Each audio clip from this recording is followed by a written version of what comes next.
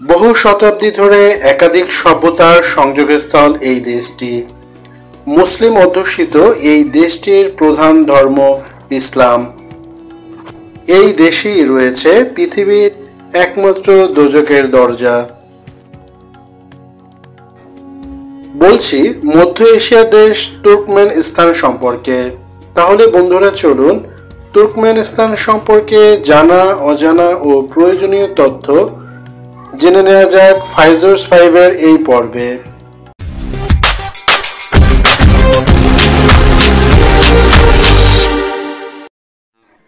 মধ্য এশিয়ার এই দেশটির উত্তর পশ্চিমে কাজাখস্তান, উত্তর পূর্বে উজবেকিস্তান, দক্ষিণ পূর্বে আফগানিস্তান, দক্ষিণ পশ্চিমে ইরান ও পশ্চিমে কাস্পিয়ান সাগর। তুর্কমেনিস্তান বহু শতাব্দী ধরে একাধিক শাসকদের শাসন আমলে অনেক চড়াই উতরাই পেরিয়ে 1881 সালে রুশ সাম্রাজ্যের অধীনে আসে। পরে মধ্য এশিয়ার বলশেভিক বিরোধী আন্দোলনে দেশটি অগ্রণী ভূমিকা পালন করে 1925 সালে তুর্কমেন সোভিয়েত সোশ্যালিস্ট রিপাবলিক বা তুর্কমেন এসএসআর নামে সোভিয়েত ইউনিয়নের একটি সাংবিধানিক প্রজাতন্ত্রে পরিণত হয়। পরবর্তীতে সোভিয়েত ইউনিয়ন ভেঙে গেলে 1991 সালের 27শে অক্টোবর তুর্কমেনিস্তান স্বাধীনতা লাভ করে এবং 1992 সালে দেশটিতে নতুন সংবিধান কার্যকর করা হয়। 4,91,210 বর্গ কিলোমিটার আয়তন নিয়ে বিশ্বের 52তম বৃহত্তম দেশ তুর্কমেনিস্তান। দেশটিতে জনসংখ্যা 66,05,000-এর কিছু বেশি। মধ্য এশিয়ার দেশগুলোর মধ্যে তুর্কমেনিস্তানের জনসংখ্যা সবচেয়ে কম। এই দেশটির জনগণের মধ্যে 93% মুসলিম, 6.5% খ্রিস্টান এবং অন্যান্য ধর্ম অনুসরণ করে মাত্র 0.5% মানুষ। আশগাবাদ তুর্কমেনিস্তানের রাজধানী ও বৃহত্তম শহর। 18 শতকের শুরুতে রাশিয়ান সৈন্যরা এই অঞ্চলে আশগাবাদ দুর্গ তৈরি করে। 1917 সালে বিপ্লবের পরে তুর্কমেন এই অঞ্চলটি পুরো তুর্কমেনিস্তানের কেন্দ্রে পরিণত হয়। পরবর্তীতে 1927 সালে এই শহরটিকে রাজধানী করে আশগাবাদ নামে পরিচিতি দেওয়া হয়।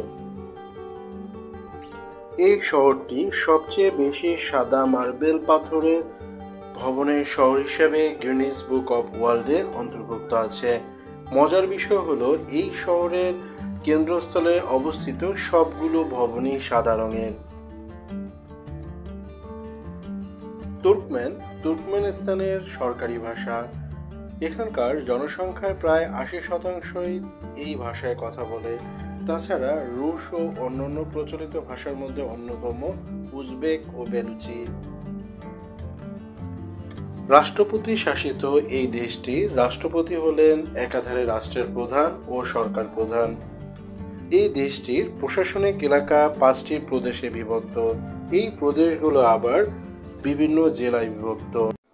তুর্কমেনিস্তানের সরকার জনসাধারণের কল্যাণ নিশ্চিত করার নীতি অনুসরণ করে এবং তুর্কমেনিস্তান পৃথিবীর একমাত্র দেশ যেখানে গ্যাস, পানি ও বিদ্যুৎ সেবা বিনামূল্যে প্রদান করা হয়। তুর্কমেনিস্তানের বেশিরভাগ অঞ্চল কালো বালুর মরুভূমি বা কারাকাম মরুভূমি দ্বারা আবৃত। মরুভূমির দেশ হওয়া সত্ত্বেও সেচের মাধ্যমে দেশটিতে চাষাবাদ করা হয়। তুলা ও গম দেশটির প্রধান অর্থকরী ফসল। এছাড়া কারাকুল, ভেড়া, ঘোড়া ও উট পালন কৃষি অর্থনীতিতে বেশ অবদান রাখছে।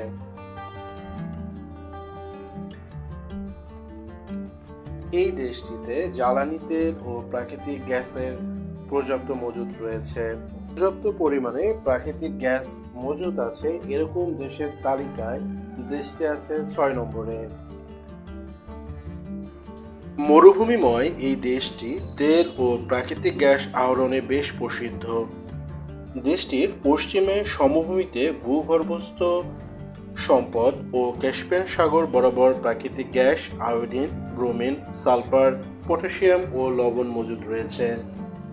এই দেশটি পেট্রোকেমিক্যাল, বস্ত্র, তুলা রপ্তানি করে। এছাড়া যন্ত্রপাতি, কেমিক্যাল ও খাদ্যদ্রব্য আমদানি করে থাকে।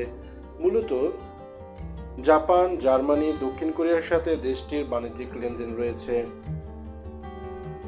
তাছাড়া তুর্কমেনিস্তানের পোশাকগুলো ঐতিহ্যবাহী ও উজ্জ্বল রঙিন হয়। জটিল সূচিকর্মের নকশার জন্য পরিচিত এই পোশাকগুলো দেশটির রন্ধন প্রণালীর সঙ্গে এই অঞ্চলের অন্যান্য স্থানের মিল রয়েছে।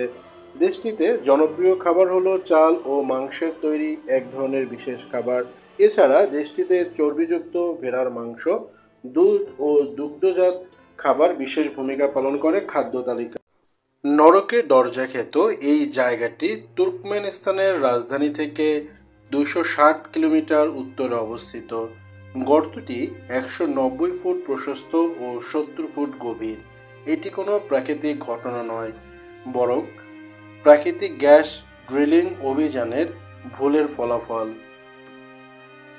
2022 সালে তুর্কমেনিস্তানের প্রেসিডেন্ট এই গর্তটিকে বন্ধ করার জন্য নির্দেশ দিয়েছিলেন, তবে আজও বন্ধ করা যায়নি তুর্কমেনিস্তানের এই নরকের দরজাটি।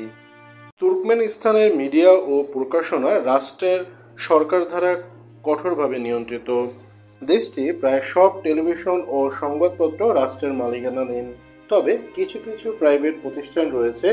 অবশ্য তাদের রাষ্ট্রীয় লাইসেন্স দিয়ে সুরক্ষিত হতে হয় এবং সরকারের ইতিবাচক সংবাদ প্রকাশ করতে হয়। তুর্কিম সাহিত্য 18 শতকের শুরুর কবি মাহাতুম কলির সময় থেকে শুরু হয়। এর পরবর্তীতে এটি বেশ প্রসিদ্ধি লাভ করে। তুর্কমেনিস্তানের রাজধানী আকসাবাদে অনিন্দ সুন্দর স্থাপনা এর তুগরুল গাজী মসজিদ। মসজিদটি মরমর পাথর দ্বারা নির্মিত। বিখ্যাত এই মসজিদটির 4টি মিনার ও একটি কেন্দ্রীয় বা মূল গম্বুজ রয়েছে। এই মসজিদটিতে প্রায় 5000 মুসল্লি একসাথে নামাজ আদায় করতে পারে। একটি জটিল ভিসা পদ্ধতি ও অদ্ভুত কিছু নিয়মের জন্য তুর্কমেনিস্তানে পর্যটকদের আনাগোনা বেশ কম। তাছাড়া সরকার প্রধানদের অদ্ভুত কিছু ইচ্ছা ও কাজের জন্য বহির্বিশ্বের কাছে দেশটি ভিন্নভাবে পরিচিত।